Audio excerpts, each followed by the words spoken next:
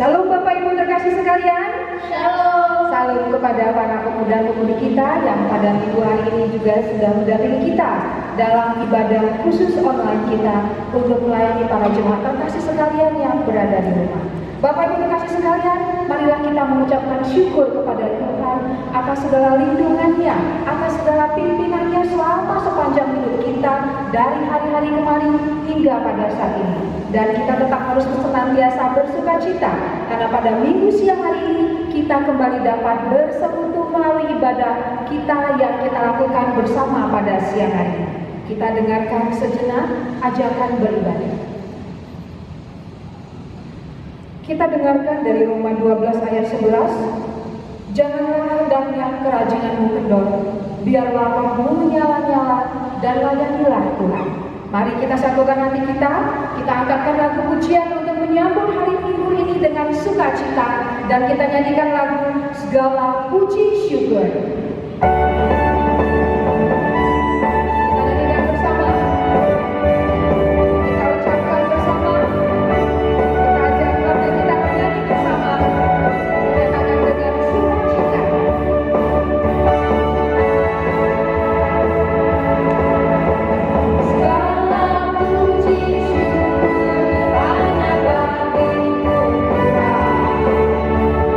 Sebab Kau yang layak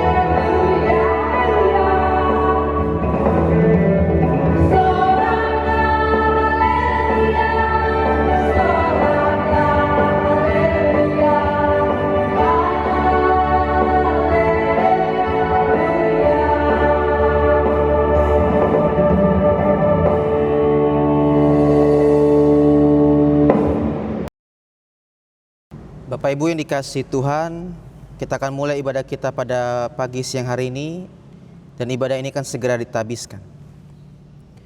Pertolongan kita adalah dalam nama Tuhan yang menjadikan langit dan bumi, yang tetap setia untuk selama-lamanya, dan yang tidak pernah meninggalkan perbuatan tangannya yang ajaib. Amin. Introduksi kita terambil pada pagi hari ini terambil dari Matius pasal 28 ayat yang ke-19 sampai dengan 20. Matius 28 ayat 19 sampai dengan 20. Karena itu pergilah, jadikanlah semua bangsa muridku, dan baptislah mereka dalam nama Bapa dan Anak dan Roh Kudus. Dan ajarlah mereka melakukan segala sesuatu yang telah kuperintahkan kepadamu.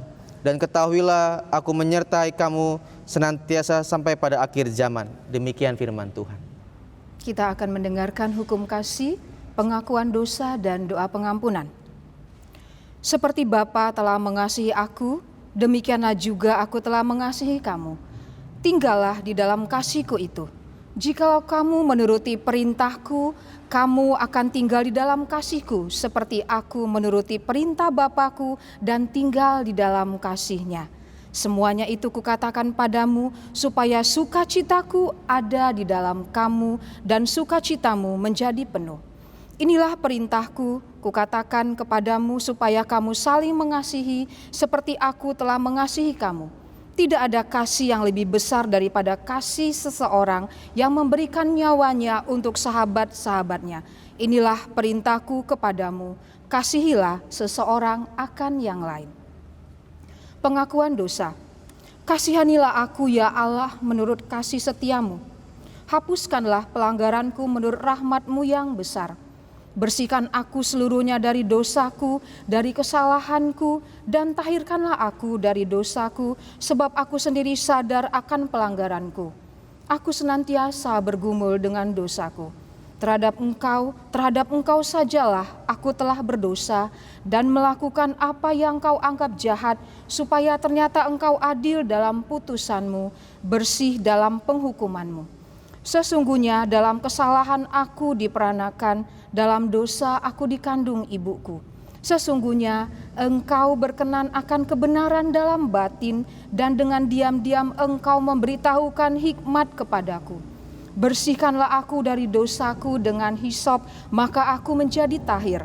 Basuhlah aku, maka aku menjadi lebih putih dari salju.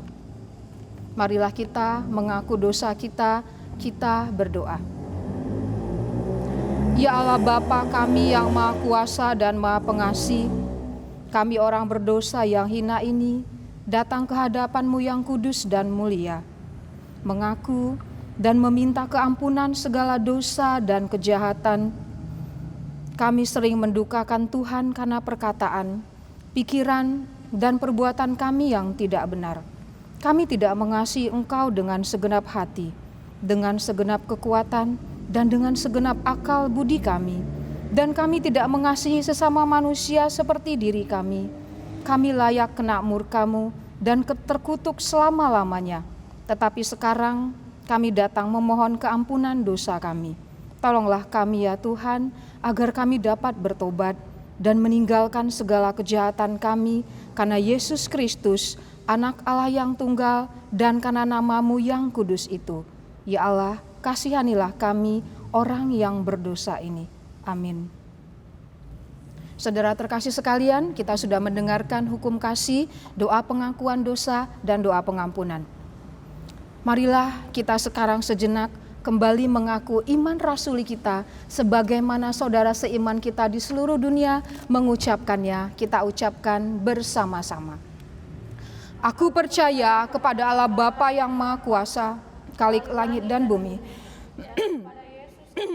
Anaknya yang tunggal Tuhan kita, yang dikandung daripada Roh Kudus, lahir dari anak darah Maria, yang menderita di bawah pemerintahan Pontius Pilatus, disalibkan, mati dan dikuburkan, turun ke dalam kerajaan maut, pada hari yang ketiga bangkit pula dari antara orang mati, naik ke surga, duduk di sebelah kanan Allah, Bapa yang Maha Kuasa, dan akan datang dari sana untuk menghakimi orang yang hidup dan yang mati. Aku percaya kepada Roh Kudus, gereja yang kudus dan am, persekutuan orang kudus, pengampunan dosa, kebangkitan daging, dan hidup yang kekal. Amin. Bapak Ibu terkasih sekalian, kita akan mempersiapkan diri kita mendengarkan pelayanan firman Tuhan pada minggu siang hari ini yang akan dilayani oleh Bapak Pendeta Alfian kita. Dan untuk itu, marilah kita sambut firman Tuhan ini dengan mengangkatkan lagu pujian dengan hati bersyukur.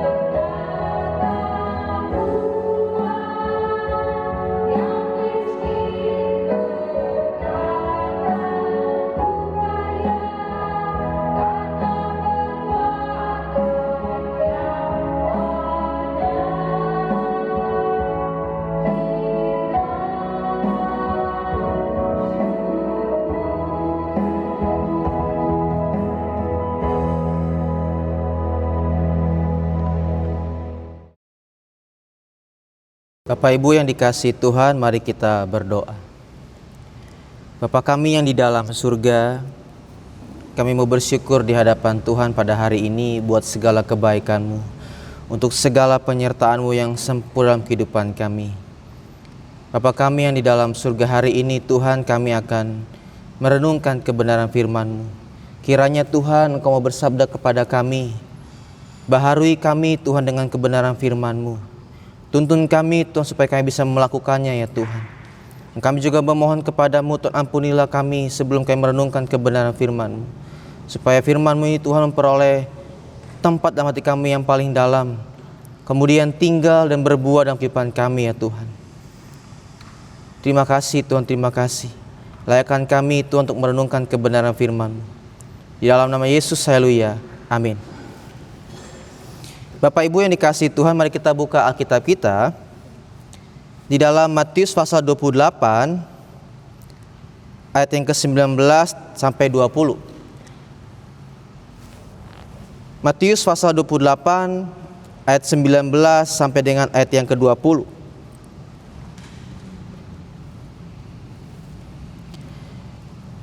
Karena itu pergilah, jadikanlah semua bangsa muridku, dan baptislah mereka dalam nama Bapa dan Anak dan Roh Kudus, dan ajarlah mereka melakukan segala sesuatu yang telah kuperintahkan kepadamu.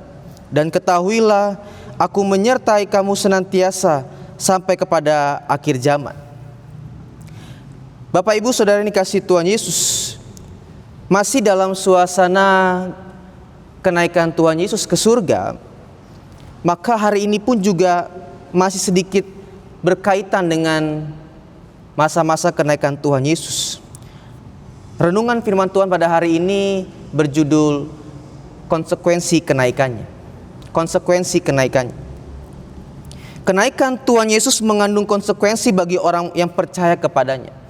Kalau kita percaya kepada Kristus, lalu kita juga melakukan ibadah kenaikan Tuhan Yesus pada hari ini, maka kita pun juga harus melakukannya, harus beribadah dengan sebuah pengertian bahwa kalau kita merenungkan kenaikannya kembali ke surga 2000 tahun yang lalu, maka juga terdapat sebuah konsekuensi bagi orang yang percaya kepadanya, termasuk kita semua hari ini. Konsekuensi yang harus kita lakukan dalam kehidupan kita setiap hari.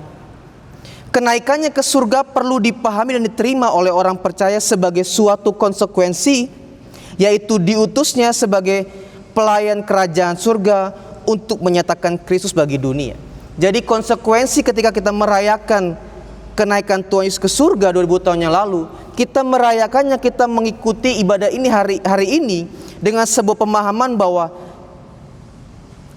kenaikannya mengandung konsekuensi bahwa orang yang percaya kepadanya menjadi utusan Allah untuk mengerjakan atau menyatakan Kristus bagi dunia ini. Itulah sebabnya ketika Tuhan Yesus terangkat ke surga, ia berkata, karena itu pergilah, jadikanlah semua bangsa muridku, dan baptislah mereka dalam nama Bapa dan Anak dan Roh Kudus. Jadi ini sebuah konsekuensi yang harus kita miliki, yang harus kita pahami, kemudian harus kita juga lakukan dalam kehidupan sehari-hari. Jadi dengan demikian, kalau sudah naik Tuhan Yesus ke surga, sudah selesai? Tidak.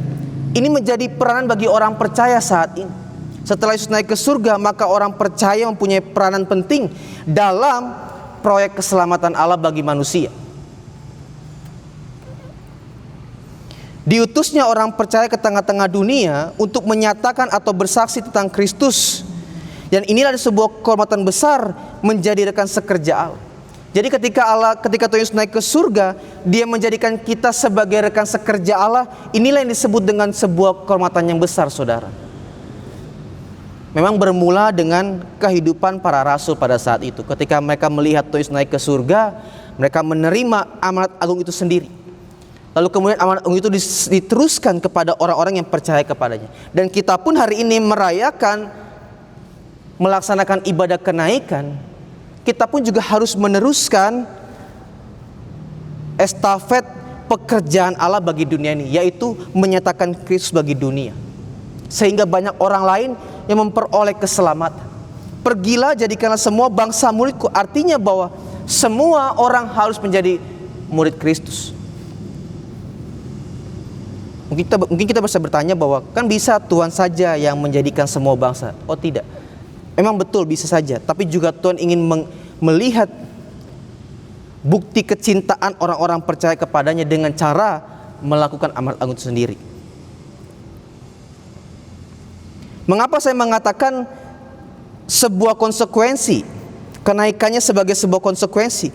Sebab jika tidak dilakukan akan mendatangkan akibat bagi orang percaya. Hal ini juga berarti tersedia mahkota kehidupan bagi orang yang percaya kepadanya ketika dia memenuhi panggilan sebagai rekan sekerja Allah. Saya mengatakan bahwa ini sebagai konsekuensi atau konsekuensi dari kenaikannya, karena kalau orang percaya yang mengimani kenaikannya ke surga 2000 tahun yang lalu tidak melakukan amanat agung atau tidak melakukan misi Allah dalam dunia ini, kita akan menanggung konsekuensinya. Artinya ada akibatnya. Dalam hal ini kita bercermin juga pada perumpamaan tentang talenta. Matius 25 ayat 14 dikatakan begini, sebab hal kerajaan surga sama seperti seorang yang mau bepergian ke luar negeri, yang memanggil hamba-hambanya dan mempercayakan hartanya kepada mereka. Mari kita fokus pada kata mempercayakannya. Si Tuhan itu mempercayakan kepada hamba-hambanya sesuatu untuk dikelola selama si Tuhan tidak ada di rumah.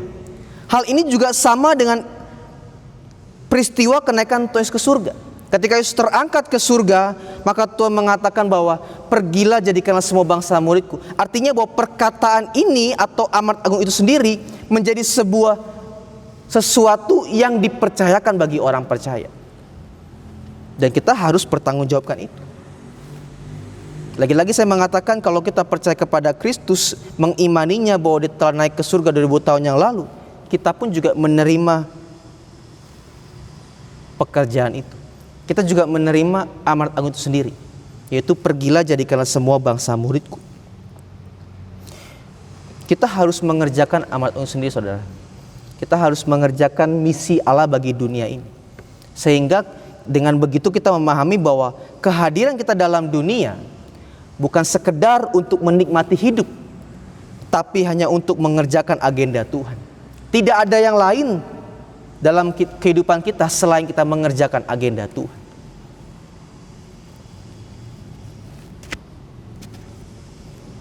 Amanat agung itu harus dikerjakan oleh setiap orang yang percaya kepada Kristus agar memperoleh hasil. Hasil yang dimaksud adalah bukan tentang untung rugi, tetapi adanya multiplikasi murid Kristus.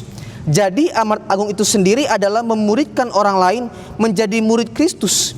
Kalau saudara percaya kepada Kristus, maka saudara pun yang menerima misi Tuhan atau amanat agung sendiri harus bisa memuridkan orang lain. Jadi kalau kita bicara mengenai amanat agung, kita bicara juga mengenai pemuridan.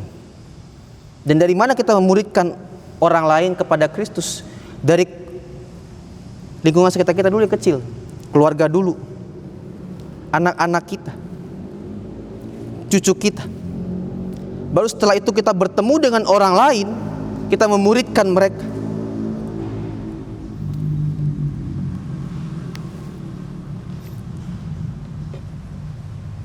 Memang pada faktanya saudara, tidak mudah kita mengerjakan pekerjaan Tuhan ini atau amanat agung itu sendiri. Sebab kita hidup dalam dunia yang semakin jahat, semakin fasik. Tuhan Yesus juga sudah mengatakan dalam Matius pasal 10 ayat 16, lihat aku mengutus kamu seperti domba ke tengah-tengah serigala.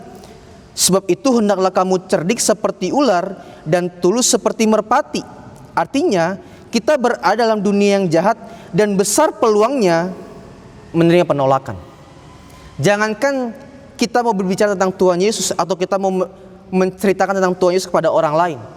Kehadiran kita dengan status sebagai orang Kristen kadangkala pun juga sudah ditolak. Ketika kita masuk dalam lingkungan pekerjaan, biasanya sudah bermain dengan istilah agama, pasti sudah ada penolakan. Semakin sulit kita bisa menunjukkan kehidupan Kristus dalam dunia ini yang semakin jahat. Tapi mau tidak mau disitulah kita berjuang Makanya di sini ketika kita melaksanakan ibadah amat agung atau kita kembali mengingat Yesus naik ke surga 2000 tahun yang lalu, kita juga mengingat bagaimana Tuhan berjanji akan mencurahkan Roh Kudus-Nya bagi orang-orang yang percaya. Memang semakin sulit kita tampil sebagai orang-orang Kristen yang memuridkan orang lain atau mengerjakan misi Tuhan bagi dunia ini. Tapi tidak ada yang mustahil kalau kita benar-benar bergantung pada Tuhan. Sebab Roh-Nya yang kudus diberikan kepada orang-orang percaya, kepada orang-orang yang mau mengerjakan pekerjaan Tuhan. Kalau kita baca Kisah Para Rasul, kita bisa melihat bagaimana orang-orang yang istilahnya kurang mampu, tapi dimampukan oleh Roh Kudus untuk bisa mengerjakan pekerjaan Tuhan, yaitu pekabaran Injil. Dan kita pun semua di sini, dalam segala segmentasi kehidupan kita, dalam segala lini kehidupan kita, baik yang studi ataupun yang bekerja ataupun berumah tangga, kita mempunyai tugas untuk bisa memuridkan orang lain kepada Kristus atau mewartakan kabar baik kepada mereka. Dan memang ada kesulitan, tapi pastinya Roh Kudus bekerja dalam kehidupan kita untuk bisa menolong kita. Karena juga dikatakan tadi dalam Matius 16, kamu cerdik seperti ular dan tulus seperti merpati. Roh Kudus akan menolong kita bisa bertindak cerdik dalam menceritakan kebaikan Tuhan, dalam menceritakan atau bersaksi tentang Tuhan. Dan kita pun juga mengerjakannya dengan sebuah ketulusan di hadapan Tuhan. Jadi makanya di sini penting sekali juga kita mengingat 2000 tahun yang lalu Yesus naik ke surga, kita diberikan tugas besar untuk mengerjakan misi Tuhan. Maka juga di sisi lain pun juga Tuhan menyediakan Roh-Nya yang kudus untuk mendampingi kehidupan kita mengerjakan misi Tuhan. Jadi saudara, dalam hari ini kita masih dalam masa-masa kenaikannya. Kita kembali diingatkan bahwa kenaikannya mempunyai konsekuensi. Konsekuensinya adalah ada sebuah pekerjaan yang ditinggalkan bagi orang-orang yang percaya kepadanya, yaitu amanat agung. Misi Allah bagi dunia, menyelamatkan banyak orang bagi kerajaan surga melalui kehidupan kita. Jadi hari ini kita merenungkan dalam masa-masa perenungan akan kenaikannya, harus direnungkan dengan sebuah pertanyaan, sudah seberapa jauh saya mengerjakan agenda Tuhan? Apakah selama ini saya mengerjakan agenda pribadi atau agenda Tuhan? Mungkin anak-anak akan bertanya, bagaimana kita bisa mengerjakan agenda Tuhan sedangkan saya masih dalam studi sekolah? Tentu sangat bisa. Anak-anak muda harus tampil berbeda dengan generasi-generasi muda yang di dunia ini. Jangan sampai sama dengan dunia ini. Melalui apa gaya hidupnya yang berbeda. Bagaimana seorang pekerja bisa mewartakan kebaikan Tuhan? Melalui sikap kerjanya atau etos kerjanya. Kalau dunia ini mempunyai banyak kesempatan dan begitu piciknya untuk bisa mencapai peluang demi kesenangan dirinya sendiri, maka orang percaya atau orang Kristen jangan seperti itu. Etos kerjanya harus etos kerja kerajaan surga. Bagaimana orang tua bisa mengerjakan agenda Tuhan ini? Anak-anak, cucu-cucunya harus dibawa pada kepengenalan akan Kristus. Memang kita juga sebagai orang tua harus bisa menyediakan fasilitas-fasilitas, kebutuhan-kebutuhan anak-anak kita, cucu-cucu kita. Tapi jangan sampai itu menjadi fokus bahwa inilah warisanmu. Tidak. Warisan dari orang tua bagi anaknya yang kekal adalah kebenaran firman Tuhan.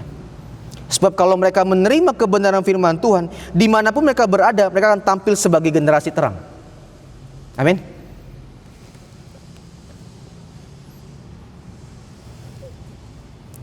Jadi minggu ini kita harus kembali mempertanyakan, sudah sejauh mana kehidupan kita mengerjakan agenda Tuhan. Saya pun juga mempertanyakan kembali kok.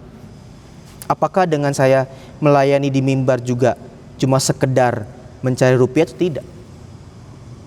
Semua harus mempertanyakan kehidupannya di hadapan Tuhan. Sudahkah hidupnya begitu atau tidak? Sebab kalau kita benar-benar serius hidup untuk Tuhan, maka kita pun juga harus serius mengerjakan kepentingan Tuhan. Dan orang-orang yang mengerjakan kepentingan Tuhan adalah orang-orang yang pasti diberkati oleh Tuhan.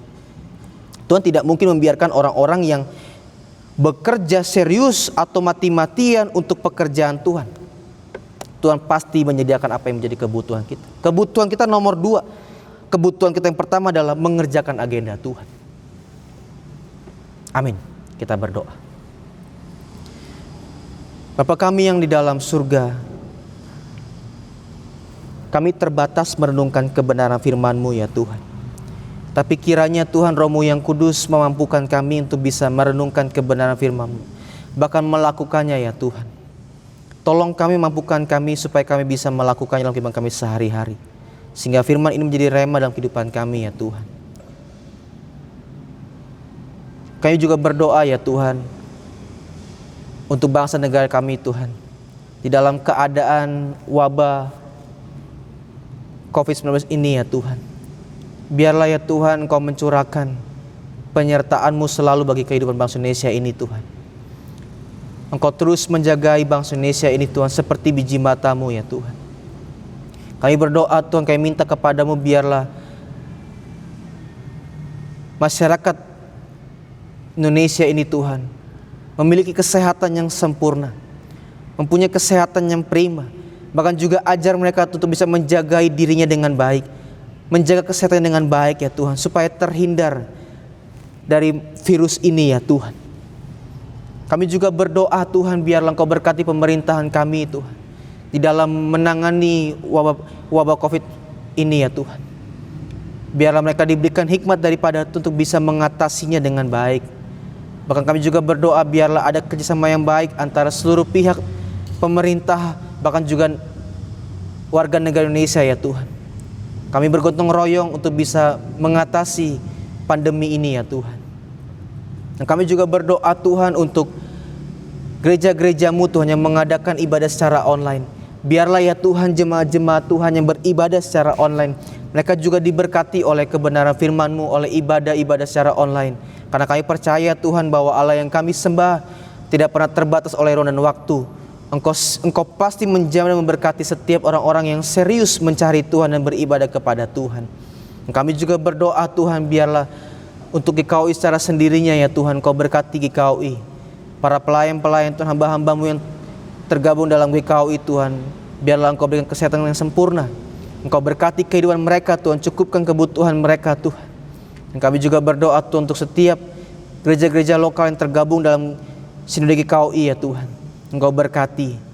Biarlah mereka terus berjuang Tuhan di tengah situasi yang tidak baik ini, mewartakan kebenaran firman Tuhan, mencerminkan kehidupan Kristus di tengah-tengah kehidupan yang sedang tidak baik ini, sehingga nama Tuhan dipermuliakan. Dan kami juga berdoa Tuhan secara khususnya untuk jemaat GKUI Legenda Malaka Batam ya Tuhan. Engkau berkati ya Tuhan. Biarlah jemaat GKUI Legenda Malaka Batam ini Tuhan selalu sehat, sempurna di hadapan Tuhan. Dan kami juga berdoa Tuhan, biarlah kehidupan kerohanian kami pun juga semakin bertumbuh di hadapan Tuhan melalui ibadah-ibadah yang kami lakukan, melalui perenungan-perenungan firman Tuhan. Bahkan juga Tuhan berkati kehidupan jemaat-jemaat Tuhan di mana mereka berada pada hari ini Tuhan. Kami tidak tahu apa yang sedang terjadi, tapi Allah yang kami sembah adalah Allah yang Maha Tahu, dan Engkau pasti memberkati kehidupan mereka, menyertai kehidupan mereka, dan menolong kehidupan mereka. Terima kasih Tuhan, terima kasih.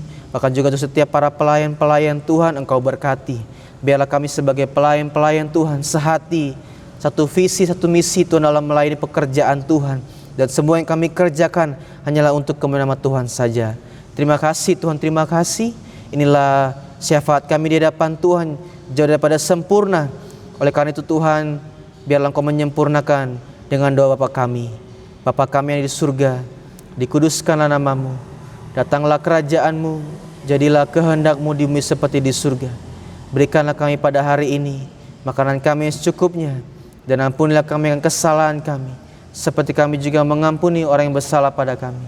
Dan janganlah membawa kami ke dalam pencobaan, tapi lepaskanlah kami daripada yang jahat, karena Engkau yang punya kerajaan dan kuasa dan kemuliaan sampai selama-lamanya. Amin.